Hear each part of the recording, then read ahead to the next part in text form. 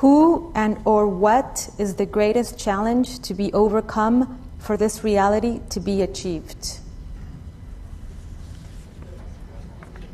You just throw out some good ones, don't you? I think definitely the human factor. You want it, Jason? Sure. Okay. I see Stanton the whole table come flying. It'd be great. So the question was, what is the greatest obstacle to overcome? Well, to answer that on a social level would be are the practices that are deteriorating our well-being.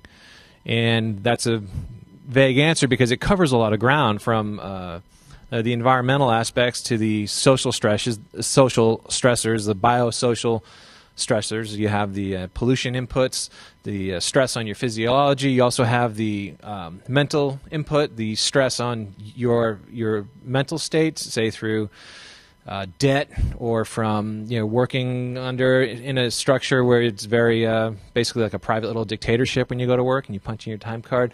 And so on a larger scale, overcoming those pressures, but that's only through identifying what the root cause is. If you think you're going to run out and fight every cause in the world, well, you'll never stop doing that while they all continue to be perpetuated.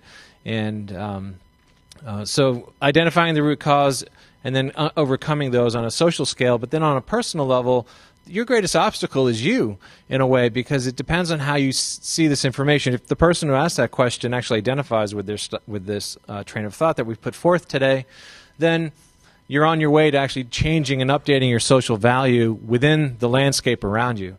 If everything we presented today is nonsense, then I don't know what to tell that person. It's just the greatest challenge is, I guess the pressure has not become high enough yet. It hasn't become bad enough yet to see the disparity between what we think works now and the outcomes that we're all living in.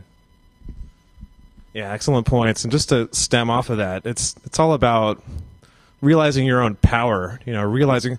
I mean, there's so many intelligent people in this audience right now. I'm continually impressed. I have a lot of chapter interaction with the movement here in Los Angeles, and there's so many intelligent people that I come across that, quite frankly, probably know more than I do about a lot of these subjects.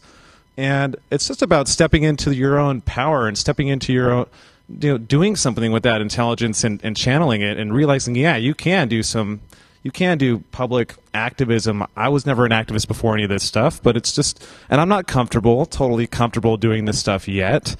But it needs to happen. So it's really a lot about, what Jason said, values, what you value, what you do with your time, and committing to that and realizing that this is a long process, and just enjoy creating social change. I can't imagine, anything more fun than doing that. So.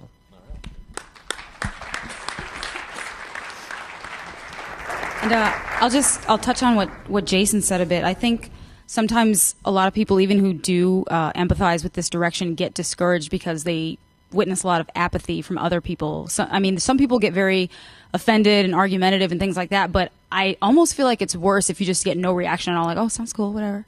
It's like, this is kind of a big deal. But a lot of times I feel like most of it comes from the fact that people don't know. A lot of people don't know there's a solution. A lot of people don't know even what the root causes of the problems are. So that's how you run into that kind of apathy, and what you see around you. People are more preoccupied doing other things. I mean, I'm probably one of them. Obviously, I wasn't doing this my whole life. It wasn't until I really knew that there was a direction to work towards. So that, it's kind of the same thing with that obstacle being just getting the information out there so that people who become aware that there's somewhere to go from here start to move in that direction. Is that it? Okay.